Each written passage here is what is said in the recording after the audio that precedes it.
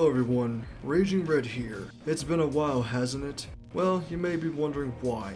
First things first, I've been stirring away from talking about indie animation for some time, and that's mainly because of the reception I've gotten from my reviews of catching up, regardless if people liked it or not. It didn't really fully affect me, but of course I've had to deal with people that were trying to target me, but I won't even get into that. It's not a big deal or anything, but it's something I like to point out. The other thing is that I have a life, and I've been focusing on pursuing my career into art and animation, and being an animator as a whole. So as of right now, I'm trying to get into college, and I honestly hope that goes well for me.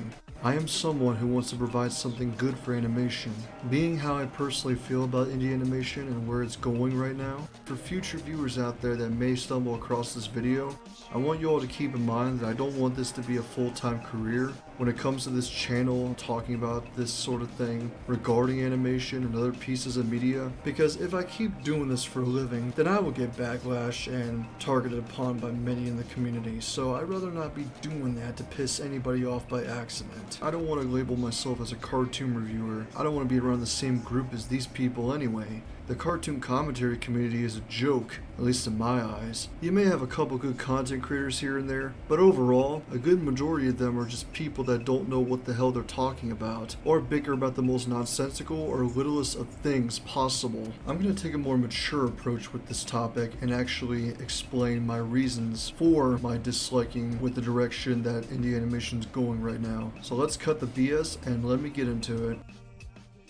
Indie projects being too similar to one another, mainly ones that are mainstream. I don't know if I'm the only one who thinks this way. With the amount of indie projects that I've watched on this platform, I feel like a lot of them are comedy-centric shows. Now don't get me wrong, I do like to watch stuff that's humorous, but it has to be done in a way that's actually funny and not spouting out a bunch of vulgarities and sexual jokes just for good measure to get a desperate laugh out of its audience. I feel like it's just shoehorned in there just in case if your attention span isn't high enough, just to get a laugh out of you. And most of the time, it just doesn't work. But for me, I have a good enough attention span, and I don't need to be throwing around these awful jokes left and right. I'm sure most of you may think that, oh, I don't have a sense of humor. But really I do. The thing is that it's poor execution, especially if it's a show where it's trying to have a more, I guess, quote-unquote darker approach with its storytelling, being more serious, but half the time it doesn't work. And that also adds another layer of how problematic people have with this mindset of theirs, that they can put anything they want into their own cartoon, but it results in ending up being half-assed. Since they have no limitations with what they can add into it, it feels very forced in. Doesn't mean that most of the decisions that people make hold itself in high value. You gotta have the right people to help alongside you in the process. I get the impression that internet culture is accustomed to and or comfortably attached to this absurdist style of humor. Take for a show like Monkey Wrench. Of course this show has more comedy rather than actually focusing on other things besides the action, but with that, it works better, especially for Digital Circus because it's a show that's not meant to be taken seriously. Now correct me if I'm wrong, but I don't think there's a lot of humor in Murder Drones. I haven't watched the whole show yet by the time I'm recording this, but with the first episode I've watched, I didn't really see much humor thrown in there. Now imagine being thrown a bunch of humor about every couple minutes or so. That would be very exhausting, wouldn't it? That's why I can appreciate most of Glitch's projects. I may not be their biggest fan out there, but for most of what they put out, I can see why it deserves the respect and popularity that the indie animation community has given it. Of course, I'm not the biggest fan of their recent project, Gaslight District. I feel like I've indicated that point from a couple months ago, but it doesn't mean I consider it a bad indie pilot. While watching through it just felt more like style over substance than anything. And it was kind of hard to follow without knowing much of the characters that are presented in the world it's trying to build. Everything was happening at once and I couldn't really follow through. Having gorgeous, beautiful looking animation does not qualify as a great pilot. There's lots of things to work on. I'm sure later on down the line they'll improve and fix what was not needed in there. That being most notable scenes of filler, but I've seen worse. There's a lot of good webtoons on the net. It just depends on where you're looking. Now with that out of the way, I'm going to highlight some key moments from certain projects that I've watched that I felt like were very cringe, but don't take this the wrong way. Don't take it so personally like I hate the people behind these. Because really, I have nothing against them. I just think their execution and comedy is subpar. But hey, that's just me. Take it for what you will. Wow. had so many fun musical numbers. I hope I get to go to hell someday. Ooh, almost there! Hit the corner! Hit the corner! Hit the...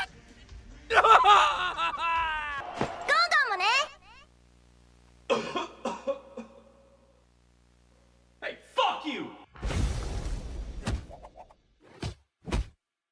I'm okay. I gave myself a cool prison tattoo. It's one of those egg guys from Has-Been. Gex, do you even look where you're driving? Come on, hit the corner! Hit the corner! Dude, stop. Fucking bullshit, motherfucker! You piece of shit! おっただね、中指だな、この中俺やろ！金も全部パーだ！あたいの中指からいたってろ！ Fuck you, bitch! Whoa, nice tag. You guys get Has-Been Hotel up here? I love that show. Yeah, it's pretty rad, isn't it? Yeah, it even inspired me to start my own indie animation project. Here, check out this Kickstarter. Fuck you, bitch! You piece of shit! I think I've made my point. I don't want to sugarcoat it. I do not, and I mean I do not like Vivian Madrano, aka VIVZIEPOP. To those who may have known me from past prior, you would know that I have my disliking towards this woman, and there's a good reason why. Her shows, for lack thereof, are just awful, with the lack of character development and personalities just being one-sided and just there for the sake of just spewing out a bunch of vulgarities and sexual innuendos because, oh, they're in hell. I could care less about it if the writing was actually good for once. I'm not gonna go into reasons as to why her writing is shit. There's hundreds of videos of people talking about why her shows suck. It's no wonder why most see her as a fraud in the indie scene. The amount of shit she gets herself into doesn't help either, despite her reputation being tainted. But I'm sure I'm gonna get a lot of Vivzie fans in the comments pissed at me. But you know what? That's fine. It just proves my point that her fans are toxic and cannot handle a single opinion on any of her projects. I guess one thing I will say to lighten up the mood is that some of her smaller related projects, being her thesis films and I guess her music video from Kesha, obviously kickstarted her career. That's what made her popular in the first place, no surprise there. Those are fine. I did watch them and it didn't make me cringe as hard, so maybe her smaller projects aren't as bad as I thought, but it still doesn't excuse it. I have nothing against her art style, because then people would nag on me about my art style, and I'm not usually one to actually target specific people within this community. Now, before anyone jumps the gun and thinks I'm someone who is highly against the inclusion of swearing and sex-related jokes, and being that comedy is subjective, I'm not saying you shouldn't. It can be done right if given to someone who can master comedy correctly and knows how to balance it out. That's called comedic timing. What I am saying is that it needs to come out as sounding natural and not forced heavily. Otherwise, it'll constantly feel like it's hammered into the point where it's unnecessary to throw it against your audience every few seconds like anyone would automatically find it hilarious. Doesn't help when her shows have so many subplots and tackling subject matter that the mixture of being serious and humorous is not a fitting combination. Comedy in a story-driven series should not be the main focal point of entertainment. Focus on your plot and not so much as showing underdeveloped characters that aren't built up properly or nobody will care. I can go on, but I'm sure you get it by now. Don't take inspiration directly off of her. Be less like VIVZIEPOP and be more like yourself. Originality strives for the best, rather than just being alike, because who in their right mind would ever want to be taking inspiration off of her anyway? If you like these shows, then hey, go crazy, I don't care. Many who have first stumbled upon her pilots didn't initially see the flaws in them, but because many were blinded by her unique art style and fluent animation, by her wonderful team, which I will never discredit anybody in her team. Her animators, artists, and voice actors and actresses do an excellent job with the material they were given, despite her lack of direction and her poor handlings of being a director at all. It feels very similar to other adult cartoons within the United States. She's very controversial for very good reasons. I guarantee you that the next season or so of Has-Been is going to be just as bad as the first season. People that say that she's the one who popularized indie animation are obviously wrong. Have people not been around the internet for too long? We've gotten shows from past prior, like Ed's World, Homestar Runner, Happy Tree Friends, etc. There's no way you can tell me that she's the one that helped pioneered it. No, she didn't. People who only say that just want to suck up to her and make her feel better because she can't handle an ounce of criticism. She can't handle any memes made out of her own work. It's pathetic. We'll see how her next projects go. I've seen this thrown around in the community a lot. While this isn't 100% wrong, in most aspects it is, because there's obviously a problem here. It's just that most projects just don't seem to have a grasp on what it wants to be, with its target demographic and its direction. And that is why I went after catching up, and people insisted that, oh, it's just a pilot. It's still a starting point to where a creator wants to go. I get what they're saying, but he had so much time to develop this concept. This is why I'm taking my time with my cartoon. It's not that hard to think through. You gotta go through specific plans of how you want to go about your own project. But here, with most of these projects I've watched online, projects that I've been recommended with, which I'll get to eventually, most of them are just okay at best, to being passable, to being better than expected, to just flat. But at other times, I just question their decisions. And I won't even deny that any indie production is going to turn out costly. Trust me, I know, I've been there before. I am fairly aware of it. But just because you have a high enough budget for good animation does not qualify with great writing. Things have to go as planned accordingly, and scheduled within a specific time frame. That's why many go with the saying that if you have good writing but terrible animation, it can be saved. But if you have fantastic animation and piss poor writing, then that's where things can go wrong. Don't just show me a bunch of nice visuals and not give me a comprehensive story for me to follow through. That's how I feel most of these pilots go. No offense to these people, because I can tell that most of them actually put enough effort and care into them and have the passion like me. You just gotta think right with where you go about your project. Otherwise, in the end, nobody will know what it's supposed to be. Nobody will know if they'll like it or not. You just gotta find a specific spot within your project that'll work, that'll strike, that'll actually hit itself, that'll actually be satisfying in the end. I know what my cartoon's gonna be like. I know what target audience I'm supposed to be aiming for. And there's definitely not a lot of projects with much variety in them. It's all comedy for the most part. And I'm sure most people will tell me that it really isn't. It's mainly that and slice of life that I see a lot. What is it, because it's more easier to produce and create? Not that there's anything wrong with it, but I feel like I just see it everywhere these days. Why specifically those genres of media? I like to see some projects expand upon further, and not to feel too samey with one another. Now, with projects in the entertainment industry, it depends on what you're leading towards, because most of it tends to be pretty bad, and other things tends to be not too bad. But when it comes to adult animation, or animation that's not for adults, it's all reboots and remakes. Honestly, I'm kind of tired of it too. But it has to be done right. Give it to people in the right hands, not to people who just gonna make it just to make a quick buck. But sadly, we're getting to an age where the industry just does not care. Blind executives will give the okay to whatever fits their criteria and their budget and profitability. That shouldn't mean it can always turn out to be a positive result. When it's cheap and poorly produced, as most projects are still continuing to repeat in that cycle today, studios will never learn and only assume the intelligence of adults around my age, thinking we're still idiotic to feed up on this slop. Something like the upcoming film Fixed is going to fail financially and critically, not for its return to hand-drawn 2D animation, but for its existence and irrelevancy later in the future, in its awful attempts at humor, which the current status of adult animation has always suffered into doing. It's sausage party all over again, and it's going to potentially hurt the investment for this medium once more, and I do not wish for that to be the causing decline. It's no wonder why it never got off the ground until now. Maybe it should have stayed shelved, and by then, nothing of value would be lost. Like, sure, a talented creator such as Gendy is behind it, but do you think anybody in the next several years are going to be talking about it compared to his previous works like Dexter's Lab, Samurai Jack, or Primal? I don't think so.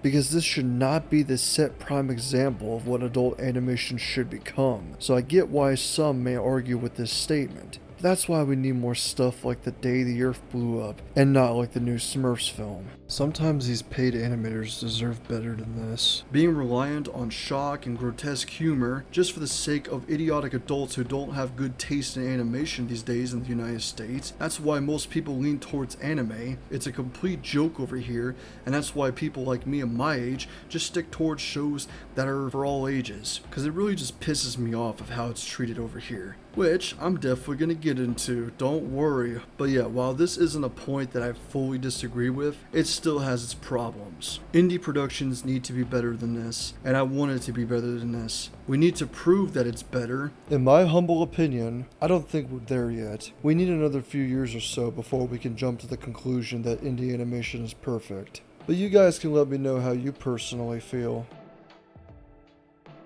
I feel like this is something not many people talk about, and it inspired me with a video that I've watched that I've shared in my posts. You can watch it in the description below if you're interested. But man, this is something I really needed to think about, because I guess I'm not the only one who thought the same. The whole thing with the animation is just for kids mentality is so stupid.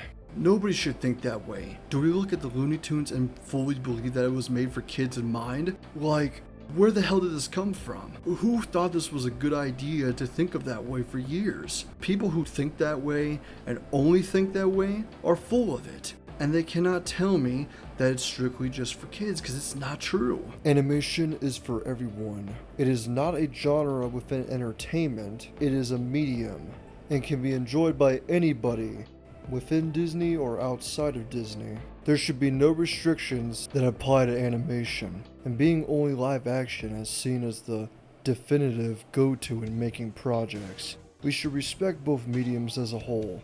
Animation isn't only for kids in mind.